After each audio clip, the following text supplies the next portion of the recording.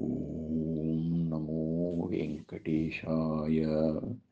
శ్రీమహాగణాధిపతయే నమః. శ్రీరామకృష్ణగురవే నమః. గుండ్రాయిలోను జీవంబుండునెయన మహిమజూపి ఉండుననిన శ్రీ పండ్రిమలై స్వామిని సులభుండగు నీవంచుతలతూ మోహన రూపా. ఊహకందని మహిమలతో మోహింపజేసే స్వామి వెంకటేశ్వర. చేతన అచేతన వస్తువులుగా కనిపిస్తున్న ఈ ప్రపంచంలో చైతన్య వస్తువులలో నీవున్నావని తెలుస్తోంది. కానీ అచేతనములైన కొండ, బండ, గుండ్రాయి మొదలైన వాటిలో కూడా నీవున్నావా? వాటిలో కూడా చైతన్యం ఉందా అని ప్రశ్నిస్తే, ఇదిగో చూడు అని మహిమ చూపి సులభంగా సమస్తము చైతన్యమయమే అని స్పష్టం చేసిన శ్రీ పండ్రిమలై స్వామిని భక్త సులభుడవైన నీ స్వరూపంగా భావిస్తాను స్వామి అని నివేదిస్తున్నాం. 1977 దసరా నవరాత్రుల్లో నేను దర్శించిన మరొక మహాత్ముడు శ్రీ పండ్రిమలై స్వామివారు. మద్రాస్, నేటి చెన్నైలో అక్టోబర్ 12-13 తేదీల్లో వారి ఆశ్రమంలో కొత్తగా వెళ్ళిన నాకు వారు దర్శనమివ్వడమే కాకుండా ఇంటర్వ్యూ కూడా ఇచ్చారు. అయితే నాకు తమిళం రాదు, వారికి తెలుగు రాదు. నాకు వచ్చి రాని ఇంగ్లీష్లో ఒక మధ్యవర్తి ద్వారా ఇంటర్వ్యూ సాగింది.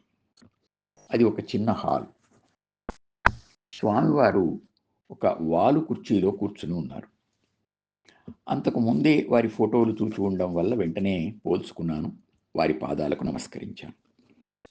కూర్చోమన్నట్లు చేతితో సూచించాడు. స్వామివారి ఎడమ పాదం వైపు నేను కూర్చున్నాను. నాకు లోపలికి దారి చూపిన వ్యక్తి కుడి పాదం వైపు కూర్చున్నాడు.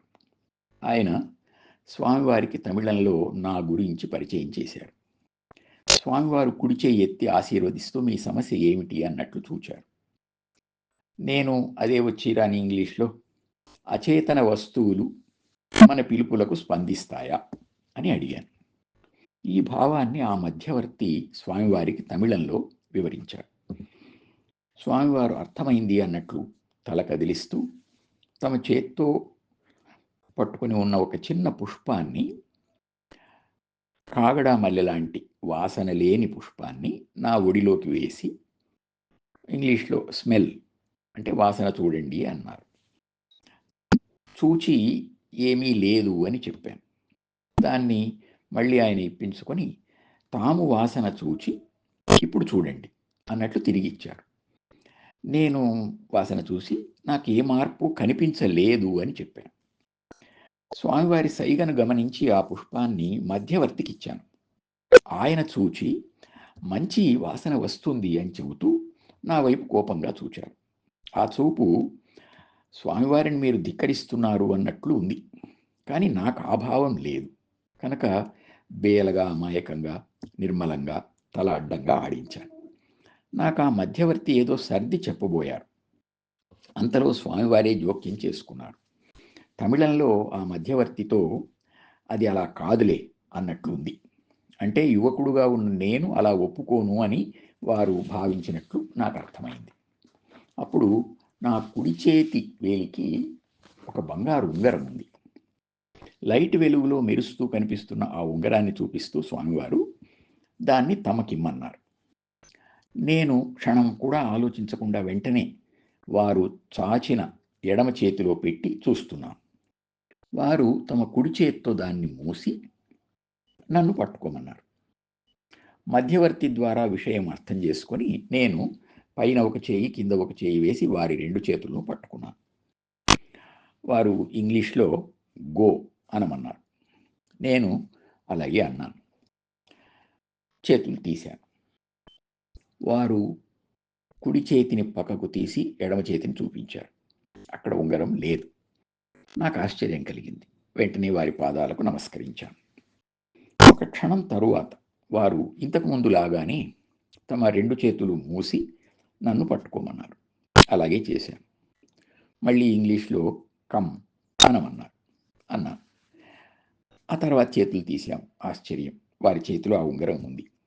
దాన్ని తిరిగి నాకు అందిస్తూ ఒక చిరునవ్వు నవ్వారు. ఎంతో కృతజ్ఞతతో వారి పాదాలకు సాష్టాంగ నమస్కారం చేశాను. ఆ మహనీయుని జన్మస్థలం పండ్రిమలై అనే గ్రామం. తమిళనాడు మధురై జిల్లాలో ఉంది. పుట్టు పేరు రామస్వామి అయినా పండ్రిమలై స్వామిగానే వారు ప్రసిద్ధులయ్యారు.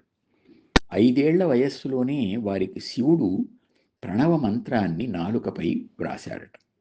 తరువాత సత్యస్వామి అనే గురువు ద్వారా కుమారస్వామి ఉపాసన చేశారట. ఆ తరువాత అచ్చాండమళై పరదేశి అనే సిద్ధుడి వెంట వెళ్ళి సాధన చేసి 17 సంవత్సరాలకే సిద్ధి పొందారట. జ్ఞానయోగం, రాజయోగం సిద్ధించి వాటితో పాటు మహిమలు కూడా వచ్చాయట. స్వగ్రామానికి తిరిగి వచ్చాక వారు వివాహం చేసుకున్నారు. ఒక కొడుకు, ఒక కూతురు కలిగారు. పండ్రిమలై పంచాయతీకి వారు మొదటి అధ్యక్షులుగా ఉండి గ్రామాభివృద్ధికి కృషి చేశారు. భక్తితో మాతృసేవ చేశారు. ఆ తరువాత స్వామిగా ప్రసిద్ధి కలిగి భక్తుల ఆనుకూల్యం కోసం మద్రాసులో ఆశ్రమం ఏర్పడింది. భార్య, పిల్లలు చిన్న వయస్సులలోనే చనిపోయినా సుఖదుఖ సమదృష్టితో ఆయన ఆశ్రమ జీవితం కొనసాగించారు. 1976-77 ప్రాంతాల్లో మారిషస్, దక్షిణాఫ్రికా, అమెరికా మొదలైన విదేశాల్లో పర్యటించారు. 1906లో జన్మించిన స్వామివారు 1986లో సిద్ధి పొందారు. వారి బోధ మన సనాతన ధర్మ పద్ధతిలోనే సాగింది. దైవ విశ్వాసం, గురు విశ్వాసం, ఇంద్రియ నిగ్రహం పాటిస్తూ సాధన చెయ్యాలి అని అనేవారు. ప్రతి ఆత్మ శక్తివంతమైన పరమాత్మ స్వరూపమే అనే వారి ఉపదేశం అయమాత్మ బ్రహ్మ అనే వేదవాక్యాన్ని జ్ఞాపకం చేస్తుంది. నా వంటి సామాన్యునికి సులభంగా దర్శనమిచ్చి అనుగ్రహించిన పండ్రిమలై స్వామివారిలో భక్త సులభుడైన శ్రీ వెంకటేశ్వర స్వామివారిని దర్శిస్తూ శాశ్వతమైన పరమాత్మ దర్శనాన్ని అనుగ్రహించమని ప్రార్థిస్తున్నాను. అందరము ఆ స్వామి అనుగ్రహం కోసం ప్రార్థిద్దాం. గుండ్రాయిలోను జీవం గుండునేయన మహిమజూపి ఉండుననిన శ్రీ పండ్రిమలై స్వామిని సులభుండగు నీవన్సుతలతూ మోహన రూపా.